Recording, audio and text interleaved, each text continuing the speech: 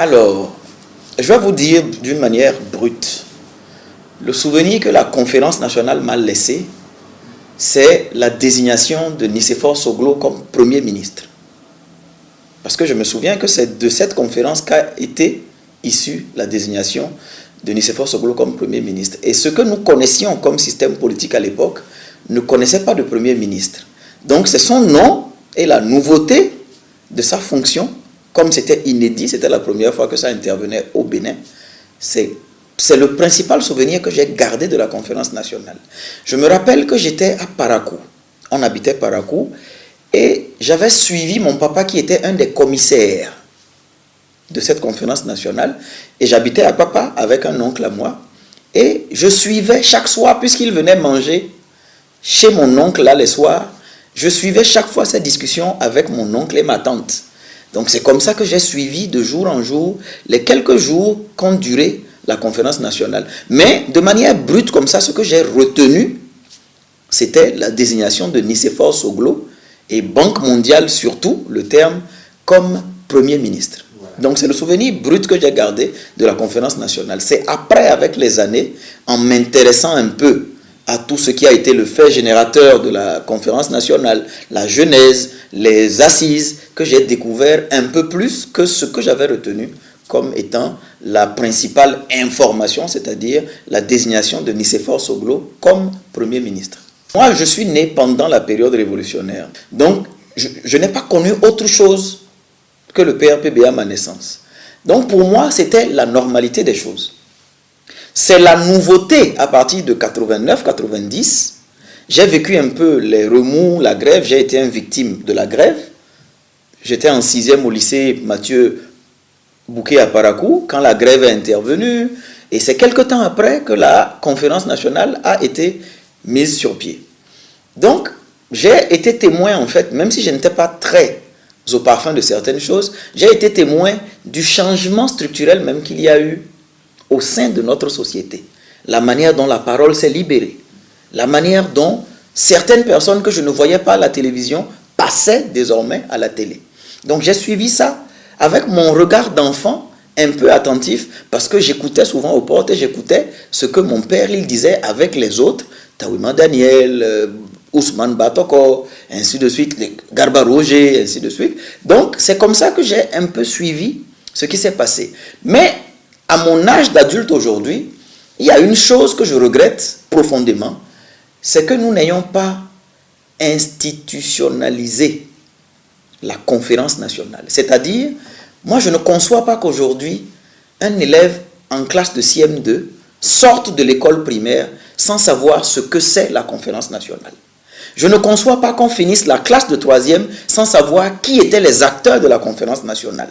Je ne conçois pas qu'on ait le bac sans avoir expliqué aux élèves progressivement, en fonction du niveau de connaissance et de compréhension, qu'est-ce qu'était la conférence nationale, qu'est-ce que ça a eu comme changement. Puisque le changement a été profond, ça a été un changement structurel, ça a été un bouleversement dans nos habitudes même de tous les jours. Beaucoup de gens s'exprimaient un peu plus librement, on a découvert de nouvelles choses, même au niveau de l'école, beaucoup de choses ont changé, le drapeau a changé. Aujourd'hui, je souhaiterais que mes enfants, par exemple, s'ils font leurs études au Bénin, que ce soit même au stade universitaire, puissent comprendre que en temps, le drapeau était vert avec une étoile rouge, et que maintenant c'est vert, jaune, rouge. Pourquoi c'est comme ça? On ne le sait pas. Donc si on n'est pas soi-même curieux, on ne sait pas ce qui a entraîné tout cela. J'ai fait mes études en Europe. Je peux vous parler aujourd'hui des grandes dates de l'histoire française, de l'histoire politique française, parce que, bien qu'étant allé là-bas à un âge adulte à l'université, il s'arrange à ce que vous ne puissiez pas sortir de l'éducation nationale française sans connaître ce qui a entraîné l'état actuel des institutions de la République et de la vie en communauté en France. Donc, je ne conçois pas qu'aujourd'hui, ce soit seulement parce que des gens font des recherches qu'ils découvrent, par exemple, pourquoi on a parlé de l'école nouvelle. Moi, j'ai connu les deux types d'écoles. L'école nouvelle et l'école d'avant celle-là. Là où, quand un enseignant rentrait, on tape sur la table, on se lève tous, on dit un slogan. J'ai connu tout ça. J'ai connu l'époque où au drapeau, on parlait d'Indi. Abere Kouloukoulou, Benin Gana Babori, maman. J'ai connu cette époque où à l'école, on disait des slogans en fond. Aujourd'hui, il n'y a plus tout ça. Il n'y a plus tout ça et j'en veux aujourd'hui profondément à notre système, surtout éducatif, mais qui dépend de la volonté des politiques de ne pas nous permettre de connaître notre histoire. Ce sont les pays étrangers qui viennent célébrer, nous, notre conférence nationale. Nous sommes cités en exemple dans beaucoup de pays parce que le Bénin n'a pas traversé ce que d'autres pays ont traversé. Certains pays ont connu la conférence nationale après une hécatombe humanitaire. Nous, Dieu merci, on n'a pas connu tout cela. Il y a eu des exactions pendant le PRPB, il n'y en a pas moins aujourd'hui, il y en a quelques-unes. Il y a des violations de droits actuellement au Bénin. Mais, je me dis, comparativement à ces pays qui sont arrivés dans le sang, dans un bain de sang, à une conférence nationale, nous, on a quand même eu la spécificité que ça a été une conférence nationale décidée par les Béninois, sans avoir eu à se tuer au préalable. Mais pourquoi on ne va pas en faire un label, c'est-à-dire que nos enfants même, je veux que mon enfant en classe de CM2 puisse me dire, voilà ce que c'est que la conférence nationale. Je n'ai pas besoin que ce soit un docteur en droit qui vienne faire une recherche et me dise, voilà ce qu'a été la conférence nationale, la spécificité béninoise. Non, je veux que ça devienne en fait quelque chose qu'on apprend à nos enfants.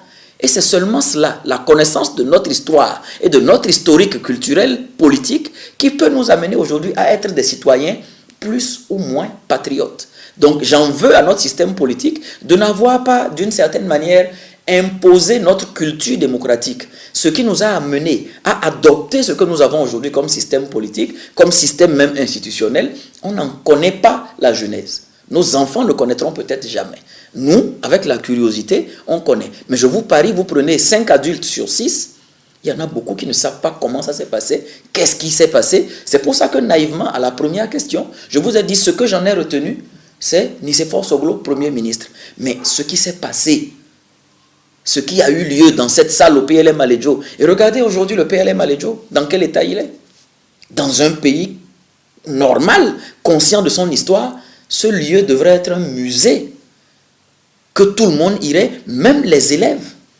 Les enseignants devaient organiser des pèlerinages, comme ça se fait à la grotte mariale de Dassa, des pèlerinages au PLM Aledjo pour aller voir là où le Bénin a décidé de changer d'option politique. Nous avons été tous témoins de l'évolution à partir de 1989-90. Je me rappelle, et je vais prendre un exemple simple. Je me rappelle que sur les médias, les émissions se faisaient en direct. À un moment, dans les années 98-99, il y a eu un incident sur la chaîne LC2 qui a obligé, entre griffes, les médias à ne plus faire des émissions en direct. Parce qu'il y avait un citoyen qui avait ouvertement insulté le président Mathieu Kérékou.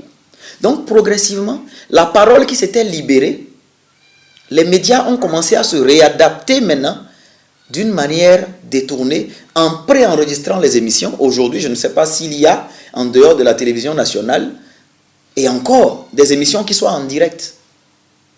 Je ne sais pas s'il y en a qui soient en direct. Donc, la parole s'est libérée, mais nous sommes revenus à une étape où, même sans l'interdire, nous la contrôlons d'une certaine manière en ne responsabilisant pas la personne qui prend la parole. Ça, c'est un petit exemple pour vous montrer dans le temps comment nous avons évolué dans le sens de la libération de la parole.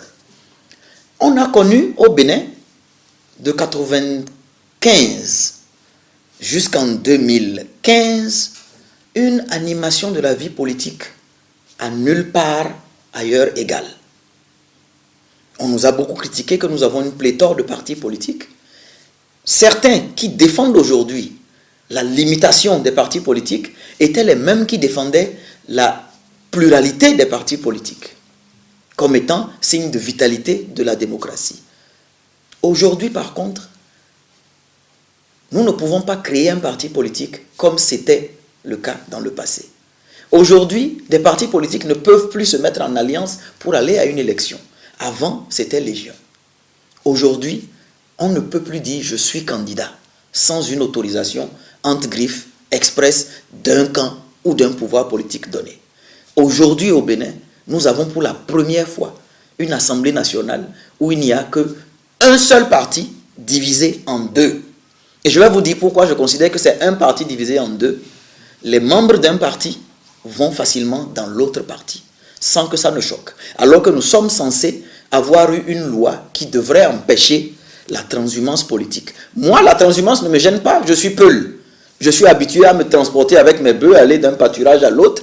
Maintenant, quand on me dit qu'une loi est censée empêcher ou décourager la transhumance et que j'apprends que le suppléant d'un député élu sur une liste donnée démissionne de son parti pour aller dans un autre parti, je dis bon, c'est peut-être parce que c'est la même maison qu'on peut aller d'une chambre à l'autre facilement. Donc c'est pour vous dire de manière caricaturale et schématique, aujourd'hui nous sommes arrivés à un système politique où on peut aller facilement d'un parti à l'autre alors que c'est ce qui devrait être interdit. Et on a une assemblée qui est totalement acquise à un côté du pouvoir. Totalement et entièrement acquise. Donc le Bénin a évolué. Des débats que nous avons connus à l'époque, avec mon cousin Jérôme Sakakina, paix à son âme, avec les Alexandre Ntonji, ou l'Assemblée nationale, avec les Humbedji, les Aoumadebe, ainsi de suite, ou l'Assemblée nationale, les Charles Direcpo, les noms me viennent comme ça à l'esprit, où nous avons connu une assemblée où, quand on dit député, la personne lève la tête fièrement et se dit, et c'est même nous qui avons adopté ce nom honorable. J'ai vécu dans beaucoup de pays, je travaille dans beaucoup de pays, je sais que c'est nous qui avons, entre griffes, initié ce nom honorable. Aujourd'hui, je me demande s'il y en a qui sont fiers qu'on les appelle honorables. On a une assemblée aujourd'hui qui est totalement acquise au pouvoir. Donc on est parti du pluralisme politique au niveau de l'Assemblée nationale à un monolithisme politique au niveau de la même Assemblée nationale. Maintenant, moi, je suis pour l'expérience. Si il est dit que c'est la gouvernance sans contradiction qui va nous garantir le mieux-être au Bénin, moi, je suis pour qu'on essaye cela. C'est-à-dire, si on estime aujourd'hui que le Bénin n'a pas besoin de voix dissonantes, de contradictions, et que c'est la seule solution pour que nous puissions aller au développement, essayons. Essayons cela. Si ça marche demain, c'est nous tous qui serons contents. Si ça ne marche pas, par contre, on va s'asseoir, pourvu que Dieu nous prête longue vie, on va s'asseoir, faire le point et situer les responsabilités de chacun. Mais puisqu'on n'a pas le choix de toutes les manières, le président en place, il est là jusqu'en 2021 tout au moins. Il a une assemblée nationale qui a été désignée. Essayons voir. Si c'est la gouvernance sans contradiction, on n'a pas le choix. On essaye parce qu'on est légaliste. On essaye. Si ça marche, tant mieux, on va tous applaudir, on sera content. On sera très content. Tout le monde, ce sera le plein emploi. Tous les enfants vont trouver du travail. Que veut-on au final? C'est que chacun puisse tirer son épingle du jeu et que le Bénin soit encore cette nation qui nous a tout le temps été vantée, ainsi de suite. Donc pour moi, essayons le modèle politique. Peut-être que c'est les opposants qui sont en tort, hein, on ne sait pas. Tant qu'on n'a pas essayé, on ne pourra pas savoir. C'est vrai qu'on était habitué à un pluralisme, maintenant on ne l'a plus.